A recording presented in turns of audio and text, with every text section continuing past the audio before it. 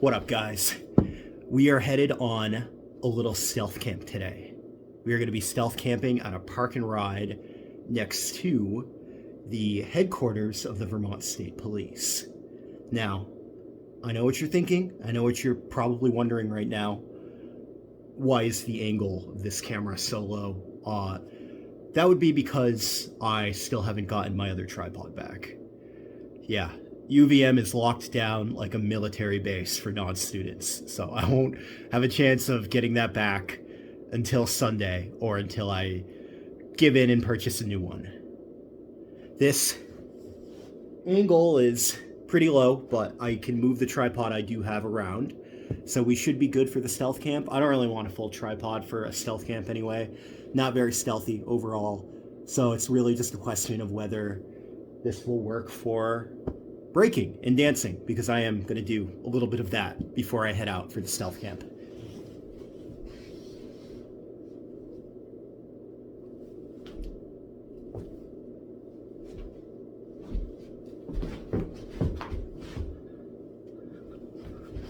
Not too bad. I think it'll do. So the other burning question I know you guys probably have on your minds is, did this dude seriously get his ears pierced? And the answer to that is kind of. I got my ear singular pierced. The left ear was actually already pierced from when I was much, much younger. In the 90s, it was kind of a thing for a while for guys to only have one ear pierced and to only wear one earring. They were a very strange time, the 90s, for those of you who don't remember.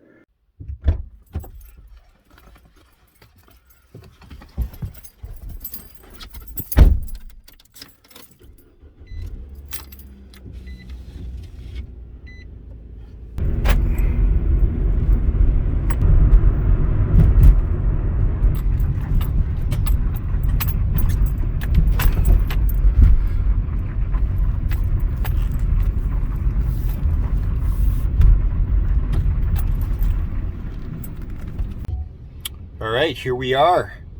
I am only stopping by for now. I'm not going to park just yet and set up here. I have space rented at Ballet Vermont, the same studio I went to last week, but no classes there this week. So I'm just going to be getting in for a quick 2-hour session, and then I will be coming back here. Maybe a little bit after that. I might wait until it's a little bit later. There are a good number of cars here right now. There are a good number of cars here right now. So I'm kind of wondering if I'll even be able to find a spot if I wait until it's too late, though. Because a lot of people do park here overnight. Or that might not be the situation at all. There might be more spots open. We shall see. But what I want to do real quick is just jump out and maybe walk a little ways down the road and show you where the Vermont State Police headquarters is. There it is. It's Vermont, so everything seems a little bit more spread out than it really is. So the plan is going to be to hope for snow, hope that we get enough snow to cover the front windshield, the side windows right up here. I think I might put something up over. I don't normally worry about that in a lot of the spots I use because there's just nobody around to really be looking, but it seems like it might be a good idea. Might be prudent for this one, but I'm really hoping that there is enough snow coming down to cover the front and the roof of my car, because I've always noticed this, but it's kind of a psychological thing that you just don't assume that a car covered in even just a little bit of snow has anybody in it. And I'm not using a heater to heat up the main environment of my van. So any snow that falls on it isn't going to instantly melt away and suggest that somebody's camping in here. It will look like a van parked here if I get a little bit of snow. So crossing my fingers, hoping for some luck. Either way though, I'm doing it. We're going to see what happens. I'm feeling cautiously optimistic.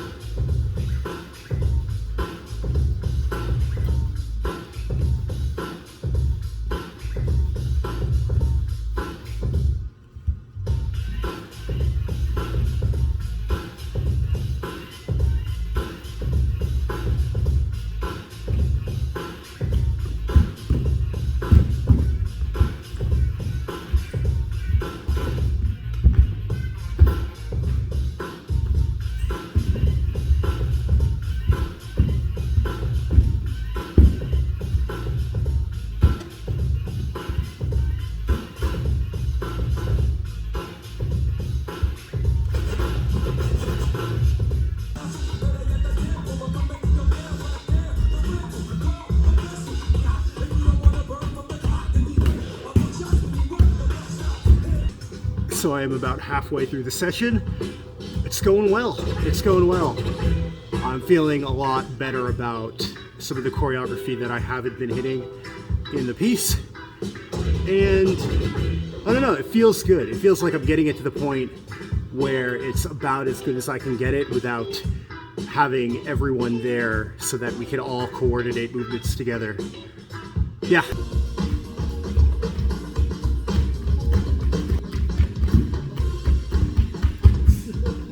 My doctor said I should do this next move for my wrists.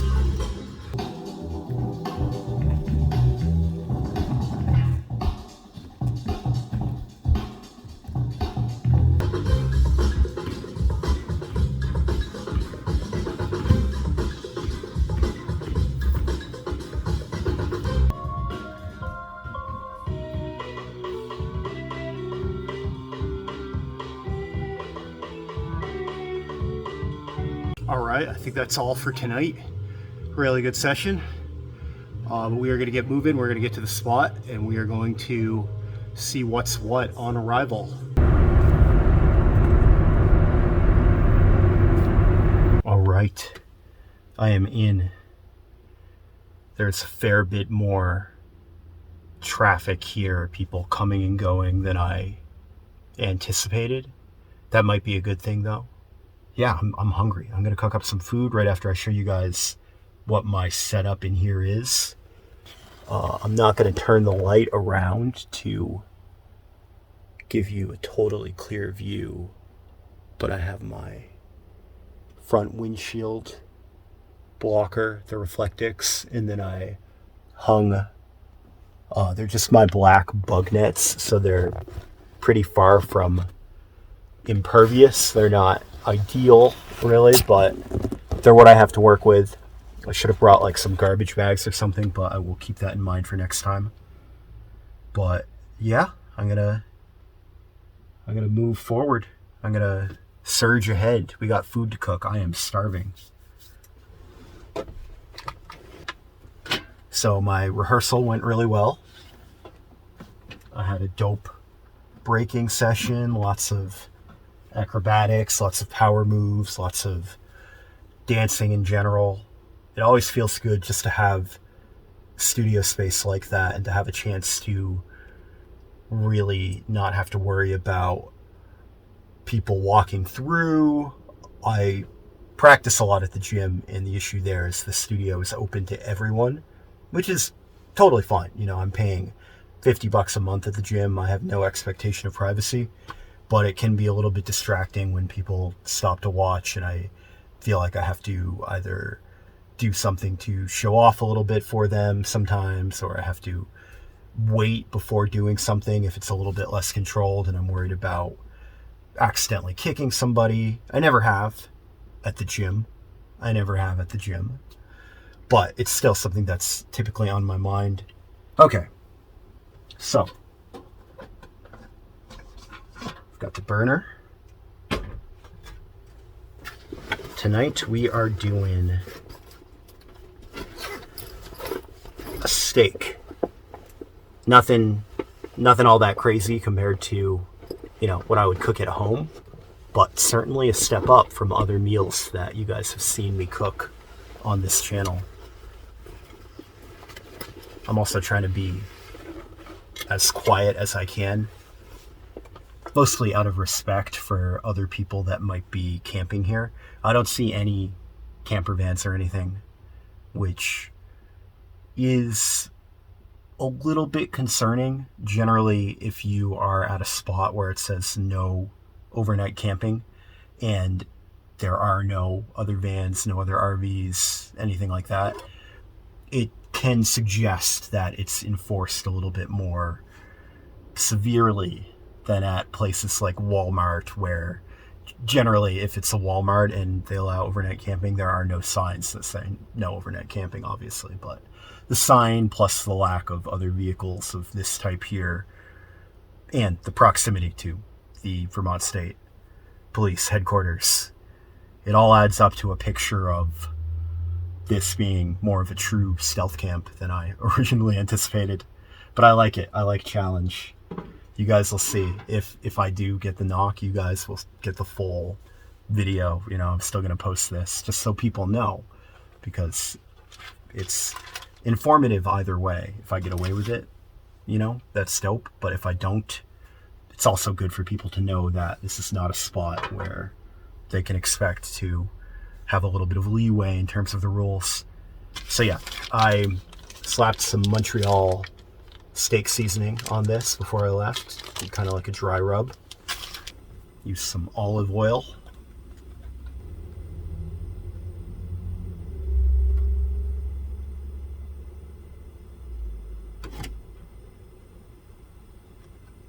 Yeah, it was a good rehearsal tonight. I really feel like renting a studio to use for my dancing forces me to prioritize my time and really think about what I want to do, how I want to practice, what takes priority, what needs to be done, what I can save to work on at the gym. And because of that, I end up being a lot more productive than I might sometimes be in other contexts. And it felt good. It felt really, really good. I like that studio. I like taking classes there. I like the people there.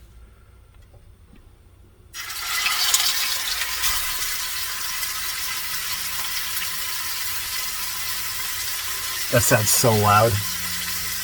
There are cars going by outside, so it's not nearly as loud outside of the van. But in here, it sounds loud. It smells incredible. Let me see if I can get a better angle of me cooking this up.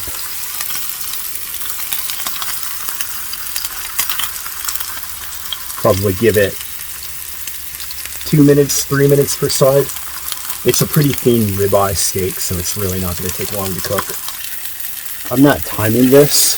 I'm just gauging it by the gut. I normally time. I'm normally like a very studious cook at home, but something about cooking in the van, it just feels right to not time it, you know? Plus, what I would typically use as a timer is currently occupied with another task, which I'm sure you could probably guess if you use your imagination. You know, I have to wonder about the general philosophy behind a park and ride, you know, a place intended for you to leave your vehicle that doesn't allow camping. For those of you who are not from my area, I think it may only be a thing kind of like in the Northeast, maybe only even like around here in Vermont, because I don't recall seeing many of them during my travels elsewhere in the country. A park and ride is basically a bus stop without any real utilities. There's nowhere to buy a ticket. There are no pamphlets showing the bus route. Park and ride, it's exactly what it sounds like. You can park and then you can get a ride. And it makes sense to like a certain degree that utility is offered.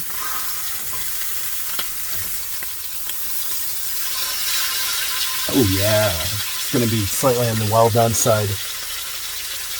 But in the modern world, with so many people moving towards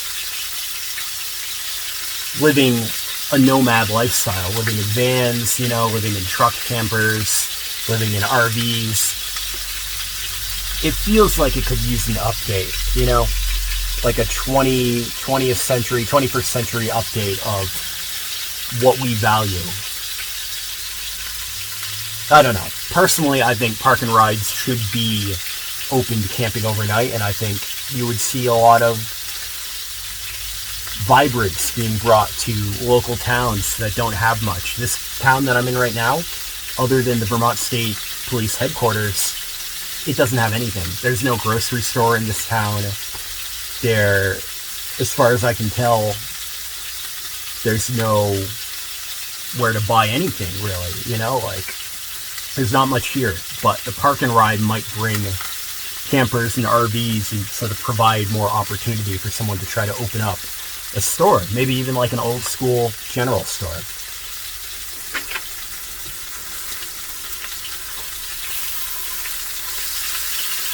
Give it like maybe one more minute on this side and it should be good to go. It's been sitting in my bag, so I think the center of it is slightly warmer than it would be if it had been in a refrigerator.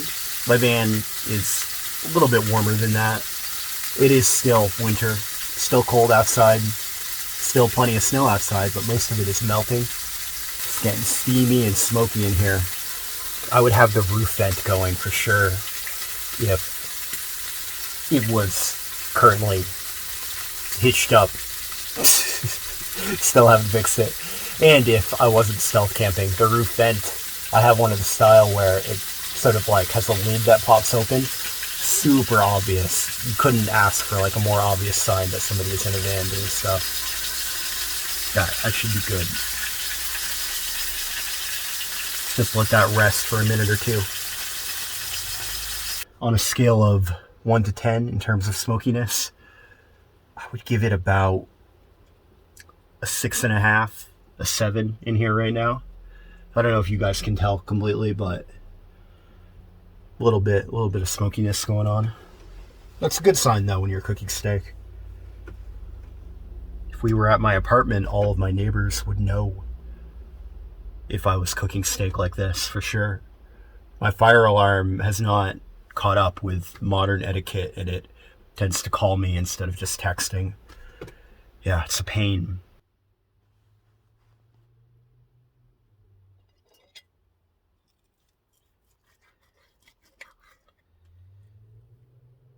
All right, it's not inedible. It's not inedible.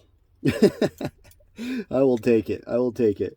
It was a really thin piece of steak, and I picked it because I thought it would be easier to cook, on that burner. I wasn't sure. But yeah, I went with a thin piece of steak, and I cooked it probably like a thicker piece of steak. But still, if it passes the taste test, I do not care whatsoever.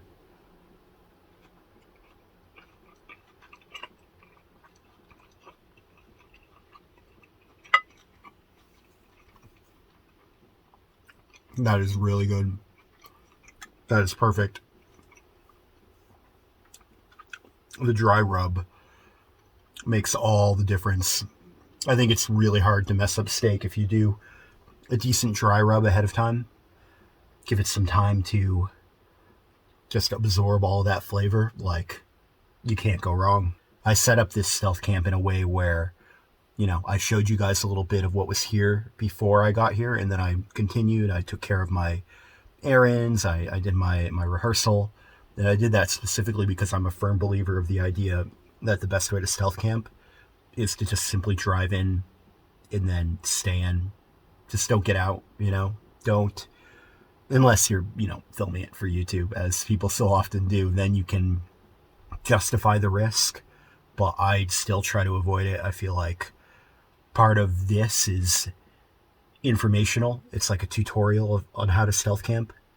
You drive in, try to avoid letting any light show through the window, and just get in, stay quiet. Don't make yourself visible as anything other than a vehicle that has parked. It is a vehicle that is just boring and doing nothing. And you usually will be good.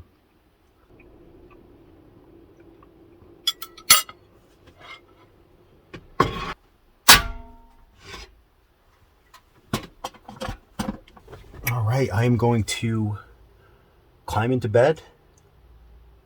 I think I'm going to stealthily brush my teeth in here, then climb into bed.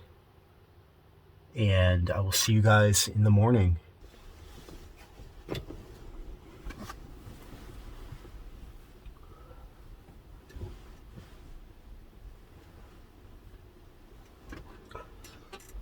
Oh, we are not level. The van is actually tilted a little bit this way. Sucks to realize that after you've parked on a stealth camp. But I can always just move my head down here. but I probably won't, actually. It's not that bad. I can manage. All right, see you guys in the morning.